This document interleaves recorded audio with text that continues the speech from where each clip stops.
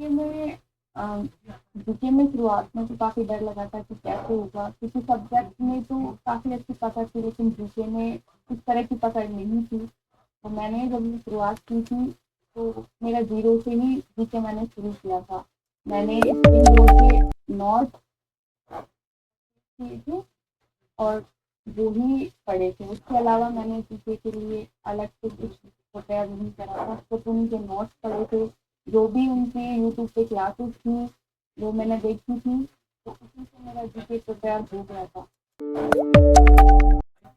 Interview के लिए interview के लिए मैंने मॉक इंटरव्यू दिए थे, ऑनलाइन भी दिए थे, ऑफलाइन भी दिए थे। उनसे काफ़ी हेल्प हुई थी। उनसे मुझे पता चला कि किस टाइप के क्वेश्चन पूछे जाते हैं। थोड़ा वहाँ पे जाके थोड़ा नर्वसनेस ना हो, थोड़ा कॉन्फिडेंस भी बढ़ा। तो मॉक इंटरव्यू से काफ़ी हेल्प मिली मुझे। जब बाहर तो मुझे काफ़ी डर लग रहा था, सच बताऊँ, लेकिन जैसे ही मैंने रूम में एंटर किया तो मैं काफ़ी मतलब मेरा नर्वसनेस दूर हो गया था। जैसे ही मैंने उनको विश किया, तो सबसे पहले जो मेंबर थे उन्होंने मुझसे क्वेश्चन स्टार्ट किए। उन्होंने जीके का तो मुझसे पूछा ही नहीं था। इस मामले में मैं लकी रही था, क्योंकि मुझे जीके का ही डर था कि किस टाइप के क्वेश्चन करेंगे। तो उसके बाद सर ने सबसे पहले मुझसे पूछा कि आपने जूलॉजी सब्जेक्ट क्यों चुना, एमएससी में जूलॉजी सब्जेक्ट चुना, बोटनी या केमिस्ट्री चुना। फिर उसके बाद सर ने मुझसे पूछा कि जो आजकल इनफर्टिलिटी जो बढ़ रही है फीमेल्स में, इसको क्या रीज़न हो सकते हैं। आज सर ने मुझसे हॉबी से रिलेटेड क्वेश्चन किए, तो मैंने हॉबीज कुकिंग बताया। उसके बाद जो सब्जेक्ट एक्सपर्ट थे उन्होंने डाइजेशन से रिलेटेड क्वेश्चन करना शुरू किए कि हम पालक को बॉयल करके क्यों खाते हैं, डायरेक्ट क्यों नहीं खाते, और जो भी एसिडिटी होती है उससे रिलेटेड क्वेश्चन किए। और जो सब्जेक्ट एक्सपर्ट थे उन्होंने इनफर्टिलिटी इनफर्टिलिटी से रिलेटेड ही क्वेश्चन किए कि है उनमें इनफर्टिलिटी बढ़ रही है, क्या रीजन हम बता कर सकते हैं, और उनका मेल्स में क्या रोल है, और रिलेटेड क्वेश्चन किए थे। जो भी मेंस्ट्रुअल साइकिल है उससे रिलेटेड बोर्ड पे पढ़ाने के लिए भेज दिया गया। फिर मैंने जो अपना टॉपिक शेयर किया था फैक्चुअल एंजाइटी का, उसके बारे में ही मैंने पढ़ाया। उन्होंने चेंज नहीं कराया था, वो ही पढ़ाने को दिया था। उसके बाद मैंने वो पूरा टॉपिक जब पढ़ाया उससे रिलेटेड 2-3 क्वेश्चन किए थे सर ने, जो भी एक्सपर्ट थे, और बाइसेक्सुअल एनिमल्स के बारे में पूछा था। उसके बाद मुझे जानने के लिए मुझे 30-22 मिनट तक मेरा इंटरव्यू चला। तो अभी एग्ज़ाम के लिए बच्चे प्रिपेयर कर रहे हैं। मैं उनसे बस इतना ही कहूँगी कि जो भी उन्होंने पढ़ा है, चीज़ें पढ़ी है, सब्जेक्ट पढ़ा है, जो भी उन्होंने पहले पढ़ा है, उसी को कंटिन्यूअसली रिवाइज़ करें। नई चीज़ें ना पढ़ें, बस उसी को रिवाइज़ करें कंटिन्यूअस, जितना हो सके जितना नॉलेज करें, कंटिन्यूअस पढ़ें। तो इतना ही कहना चाहूँगी। तकदीर बदल जाती है जब अपने इरादे मजबूत होते हैं। तो अपने लक्ष्य के ऊपर अडिग रहिए और अपने गोल की तरफ आगे बढ़ते रहिए। खुद के ऊपर पूरा विश्वास रखिए। ऐसा कहते हैं कि सफलता का कोई मंत्र नहीं होता, तो यह तो सिर्फ परिश्रम का ही फल होती है। तो अपने मेहनत के ऊपर पूरा विश्वास रखिए और सफलता के लिए आगे बढ़ते रहिए। जब आप अपने खुद के ऊपर पूरा विश्वास रखते हो, फोकस रहते हो, स्ट्रॉन्ग डिटर्मिनेशन होता है आपका, उसके साथ साथ कंसिस्टेंसी एंड पेशेंस होते, तो आप एक दिन सफल जरूर होते। तो आज मैं आपके लिए एक कहानी लेकर आया हूं कि जो खेरतल अलवर से है, एक हमारी ही छात्रा प्रियंका प्रियंका ने एमएससी जूलॉजी से किया और एमएससी जूलॉजी होने के बाद सीएसआर एग्जाम को क्वालिफाई किया। सीएसआर एग्जाम में 2 बार जेआरएफ क्वालिफाई किया, फिर डीबीटी एग्जाम में भी जेआरएफ क्वालिफाई किया, आईसीएमआर एग्जाम को भी क्वालिफाई किया। तो CSR JRF, DBT JRF, ICMR JRF, ये सारे एग्जाम होने के बाद फिर बारी आई आरपीएससी की, और आरपीएससी असिस्टेंट प्रोफेसर 2023 की एग्जाम दी और अभी प्रियंका का आरपीएससी में भी असिस्टेंट प्रोफेसर करके सिलेक्शन हुआ है। तो ये कहानी राजस्थान के खेरतल अलवर से जो हमारी प्रियंका है उनकी है और आज प्रियंका का सपना साकार हुआ। उन्होंने असिस्टेंट प्रोफेसर एग्जाम को क्वालिफाई किया है और वो एज ए असिस्टेंट प्रोफेसर करके सिलेक्ट हो चुके हैं। तो आज हम मिलेंगे प्रियंका से और जानेंगे प्रियंका के सफलता का राज। तो प्रियंका, आपका बहुत बहुत स्वागत है आज के हमारे सेशन में। Welcome. Thank you so much. And हम सब बहुत खुश है प्रियंका कि आपका राजस्थान के जो आरपीएससी में as a assistant professor selection हो चुका है। तो हमारे सारे स्टूडेंट, पूरे आईएफएस फैमिली की तरफ से आपको इतनी बड़ी सफलता के लिए कि असिस्टेंट प्रोफेसर बनना सबका ड्रीम होता है और ये सबका सपना होता है और आज आप असिस्टेंट प्रोफेसर बन गए। तो हमारे पूरे सारे स्टूडेंट की तरफ से, पूरे आईएफएस फैमिली की तरफ से आपको बहुत बहुत कॉन्ग्रेचुलेशंस। एंड हम सब बहुत खुश है कि प्रियंका अब आप असिस्टेंट प्रोफेसर बन गए। तो अब कैसे लग रहा है? बहुत खुशी हुई। वाह। और सभी परिवार हाँ, सभी घर के सब खुश? बहुत वाह, मिठाई वगैरह दे दी सबको? वाह। तो अब प्रियंका, जैसे आरपीएससी एग्जाम की जो प्रिपरेशन सभी स्टूडेंट, हमारे बहुत सारे स्टूडेंट अभी आरपीएससी की प्रिपरेशन कर रहे हैं, तो सबसे इंपॉर्टेंट ये है कि जब आप प्रिपरेशन करते हैं तो प्रिपरेशन करते हुए आपने किस तरह से प्रिपरेशन की थी, कि ऐसी क्या स्ट्रेटजी यूज की थी कि जिसकी वजह से आपका फाइनल एग्जाम में इतना अच्छा रिजल्ट आया और आपका सिलेक्शन हुआ? मैंने शुरुआत की थी और आईएफएस कोचिंग से की थी। जब मैंने एमएससी किया था तो मैं सीआरएफ के लिए एजुकेशन शुरू की थी, आईएफएस कोचिंग से शुरू की थी। तो वहाँ पे मुझे काफ़ी हेल्पफुल रहा, उनके नोट्स काफ़ी थे मेरी प्रिपरेशन को अच्छा करने के लिए। के साथ मैंने यहाँ से आरपीएससी असिस्टेंट ऑफिसर के लिए भी कोर्स परचेज किया था, वो भी मुझे काफ़ी हेल्पफुल रहा। और इसके अलावा मैंने एलन के नोट्स भी पढ़े थे और रिपोर्ट फाल और बुक थी और रीना माथुर की इथोलॉजी के लिए जो बुक थी ये भी। मेरा सबसे ज़्यादा योगदान तो आईएफएस टीम का ही रहा है, टीचर्स का रहा है जिन्होंने मुझे। और प्रियंका, जब हम प्रिपरेशन करना स्टार्ट कर देते हैं आरपीएससी में तो सबसे बड़ा डर तो होता है ये जीके, जनरल नॉलेज, क्योंकि हम साइंस के स्टूडेंट और जीके प्रिपरेशन करना मतलब एक बहुत बड़ा डर लगता है। तो क्या आपको भी ये डर लगा था? जीके में तो बहुत ही ज़्यादा डर लगा था क्योंकि जीके मैंने कभी नहीं की थी। मुझे सब्जेक्ट की नॉलेज थी लेकिन जीके की बिल्कुल नॉलेज नहीं थी। तो मैंने पढ़ना शुरू किया था, तो जब पढ़ना शुरू किया तब जाके मेरा थोड़ा डर कम हुआ। मैंने इसके लिए स्प्रिंग बोर्ड के नोट्स। और जैसे हम ये देखते हैं ना प्रियंका कि सबसे बड़ा डर तो और एक होता है कि जो एग्जाम क्वालिफाई होने के बाद होता है, इंटरव्यू का डर, कि हम कैसे इंटरव्यू देंगे और हमारा इंटरव्यू अच्छा होगा या नहीं होगा। ये डर बहुत बड़ा डर होता है। तो आपने इंटरव्यू के लिए क्या आपको डर लगा था क्या? डर तो सर सभी को लगता है, इसमें कोई बड़ी बात नहीं है। बहुत डर लगा था। एग्जाम दिया तो उस टाइम भी, इंटरव्यू दिया था उस टाइम भी बहुत डर लगा था। इसलिए मैंने सर मूव इंटरव्यू दिए थे, इससे थोड़ा डर मेरा कम हुआ।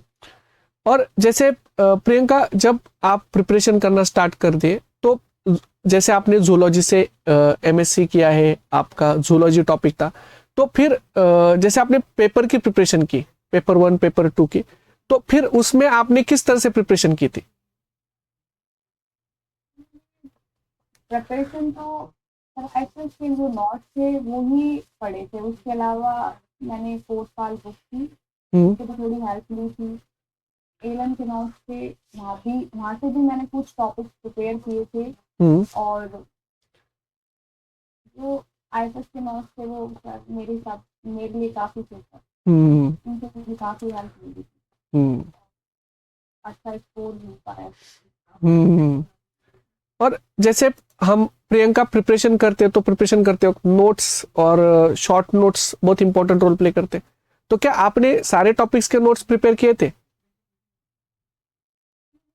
नोट्स नहीं बनाए थे, मैंने फुल नोट्स ही थे वो ही पढ़े थे। मैंने शॉर्ट नोट्स बनाने की कोशिश की थी लेकिन मैंने पढ़ी नहीं थी, मैंने फुल नोट्स ही पढ़ी थी, फुल नोट्स पढ़ी थी। मैं फिर 4-5 दिनों में पूरा कोर्स कंप्लीट कर देती थी, तो उस हिसाब से मैंने पढ़ी।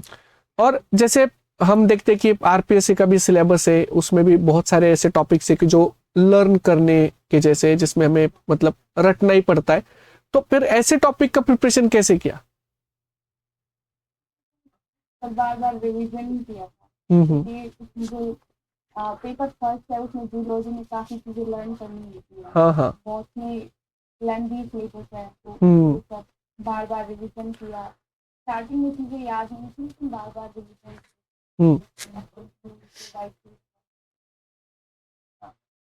याद रही थी।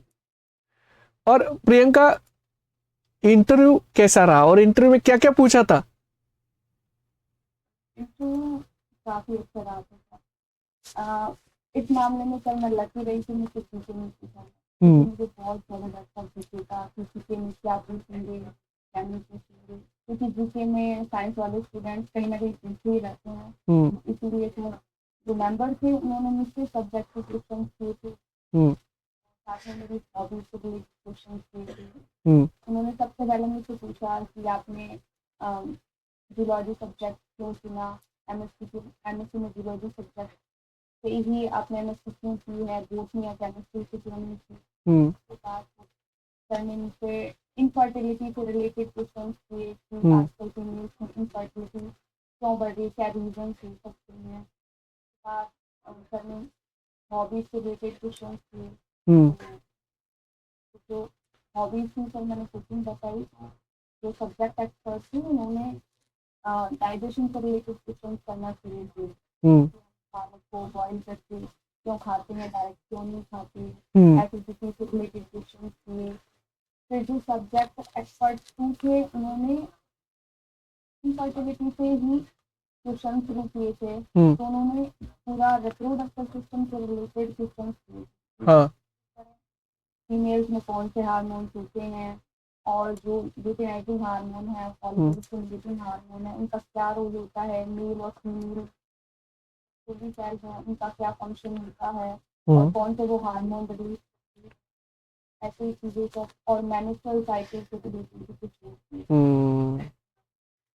उसके बाद वो टीचिंग कराया था, वो टीचिंग में मेरा टॉपिक था फैसियोला हिपैटिका, उसके रिलेटेड 2-3 क्वेश्चन किए थे। उसके बाद मेरा कंप्लीट हो गया था।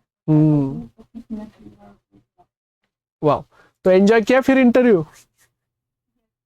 अच्छा, पहले तो बस हाँ हाँ पहले बोलो। तो डर लगता, जब बाहर बैठे थे तब तो बहुत डर लग रहा था, इसलिए रूम में एंटर किया। और इंटरव्यू के लिए क्या मॉक इंटरव्यू भी दिए थे क्या? मॉक इंटरव्यू की भी प्रैक्टिस की थी क्या?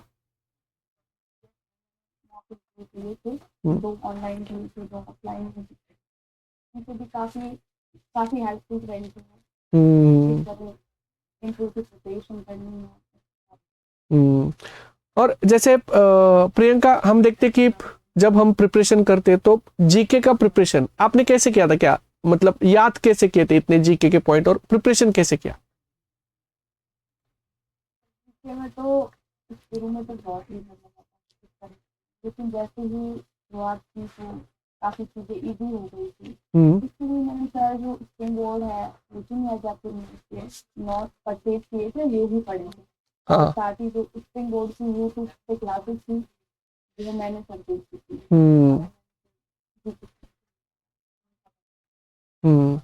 और जैसे प्रियंका, अभी हमारे बहुत सारे स्टूडेंट है कि जो आरपीएससी की प्रिपरेशन कर रहे हैं, अभी नेक्स्ट मंथ में जो आरपीएससी का एग्जाम है, तो आप उनको ऐसी स्ट्रेटेजी क्या सजेस्ट करोगे कि उनका भी रिजल्ट आपकी तरह इतना अच्छा है? सर तो अभी एग्जाम के लिए प्रिपेयर कर रहे हैं स्टूडेंट्स, उनके लिए मैं इतना ही बोलूँगी कि जो भी उन्होंने पढ़ा है, जिसने पढ़ी है, सब्जेक्ट पढ़ा है, बस उसी को अच्छे से कंटिन्यूसली रिवाइज करें, नई चीज़ें ना पढ़ें, उसी को रिवाइज करें, रिवाइज करें, इतना काफ़ी होगा। थोड़ी मेहनत ज़्यादा करनी पड़ेगी जब भी एग्जाम में टाइम कम है।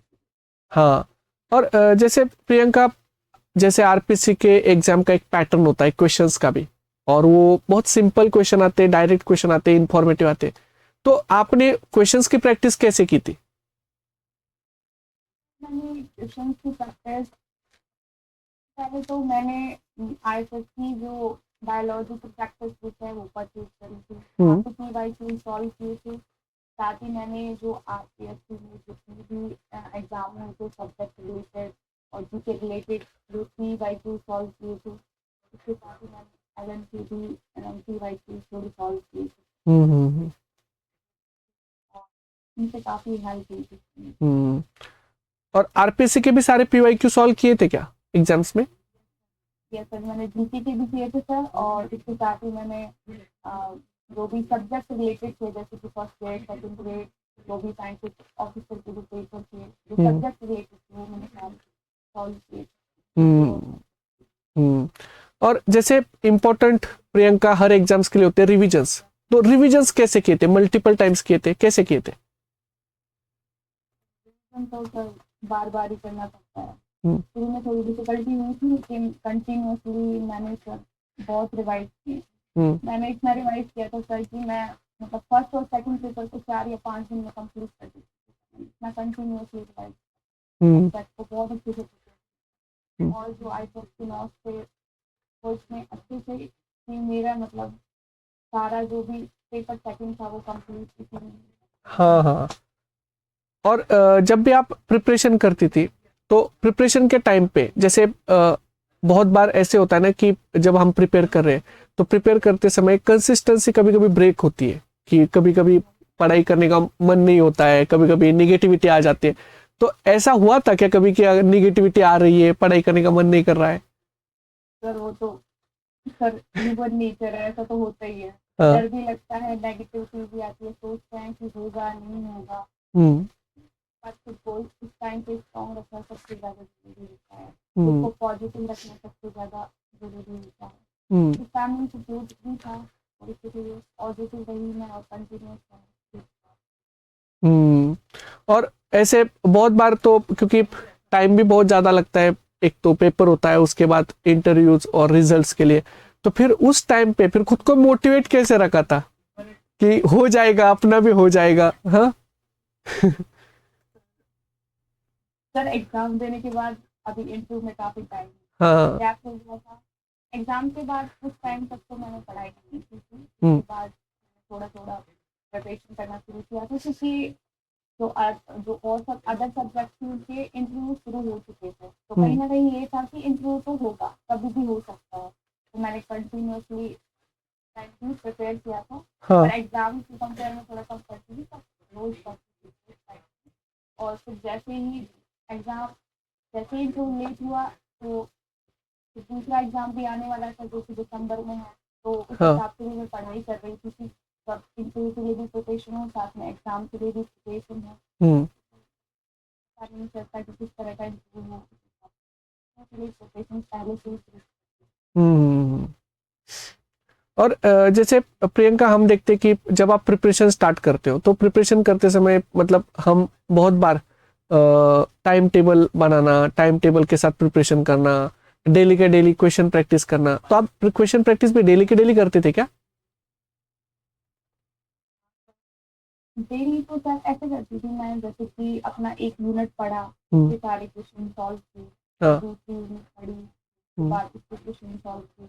तो एक एक यूनिट पढ़ने के बाद मैं हर यूनिट के बाद पूरा सीखता हूँ। हाँ। और जब भी आप रिविजन्स करती थी तो आपने क्या सारे नोट्स प्रिपेयर करके रखे थे क्या, कि उसी नोट्स का बार बार रिवीजन करते थे? अच्छा। मैंने मतलब जो आईटीएस के नोट्स थे वो आरटीएस के सेक्शन का कुछ जो पेपर फर्स्ट था और सेकंड था उसके नोट्स पहले से ही बना के रखे, हम्म। तो इन्हीं नोट्स को मैं बार बार रिविजन करती हम्म। और बहुत बार प्रियंका ऐसे होता है ना कि जब हम पढ़ाई तो करना चाहते हैं लेकिन डिस्ट्रैक्शंस होते हैं बहुत बार, वो सोशल मीडिया और यूट्यूब और वो, तो इससे कैसे बचे थे आप? थी। सोशल मीडिया पर चल अच्छा। इंस्टाग्राम अकाउंट अभी हाँ। मैंने वो बनाया है। एग्जाम से पहले ये सारे आरपीसी के जो भी जितने भी सिलेक्ट हुए सारे स्टूडेंट यही बोल रहे कि सोशल मीडिया पे अकाउंट ही नहीं है। ये कितनी अच्छी बात है। बाकी सब लोग सुनिए, आप लोगों के लिए अगर आपको सिलेक्शन चाहिए तो सोशल मीडिया से दूर रहे, टाइम को वेस्ट ना करें। प्रियंका, टाइम मैनेजमेंट कैसे किया था पढ़ाई में? सर मैं जो भी अपने डेली रूटीन के काम थे उनको हटाने के बाद हम्म हम्म डेली पढ़ती थी, फिर उठना, पढ़ना, खाना, उसके बाद दिन में थोड़ा सो जाती थी, फिर लेट तक 2 बजे तक ये रूटीन था। हम्म। तो खुद पर विश्वास करें, जो आप सोच सकते हो वो सब कर सकते, बस अपनी कड़ी मेहनत करते रहना है। धीरे धीरे करे तो भी चलेगा, लेकिन कंसिस्टेंसी के साथ करें, ताकि आपका जो मतलब फाइनल रिजल्ट होता है उसमें कंसिस्टेंसी इंपॉर्टेंट रोल प्ले करते। Consistency is the key of the success. अब प्रियंका, हमारे बहुत सारे स्टूडेंट है कि जो आरपीएससी के लिए प्रिपेयर कर रहे हैं, अगले जो मंथ है उसमें एग्जाम देने वाले हैं, तो आप फाइनल उनको क्या स्ट्रेटेजी बताओगे कि आप इस तरह से पढ़िए, वैसे अगर आप इस तरह से पढ़ेंगे, इस तरह से क्वेश्चन प्रैक्टिस करेंगे तो आपका भी मेरी तरह ही आपका शानदार रिजल्ट आ जाएगा, आप भी असिस्टेंट प्रोफेसर बन जाएंगे। स्टूडेंट्स को तो यही बोलना चाहूँगी क्योंकि अभी टाइम कम है, अगर उन्होंने जीके सब्जेक्ट अच्छे से प्रिपेयर करी, उसी को कंटिन्यूसली रिवाइज, हाँ। टाइम बिल्कुल वेस्ट ना करो, जितना हो सके उतना हम्म कंटिन्यूस पढ़े, पीवाईक्यू सॉल्व करो। और प्रियंका, अब आप असिस्टेंट प्रोफेसर बन गए, तो अब कैसे लग रहा है? अच्छा, तो फिर अभी हाँ, जिम्मेदारी भी बहुत बढ़ गई। अब आप प्रोफेसर बन गए, तो फिर आगे आप क्या करेंगे अभी फ्यूचर में? अब ड्रीम क्या है आगे?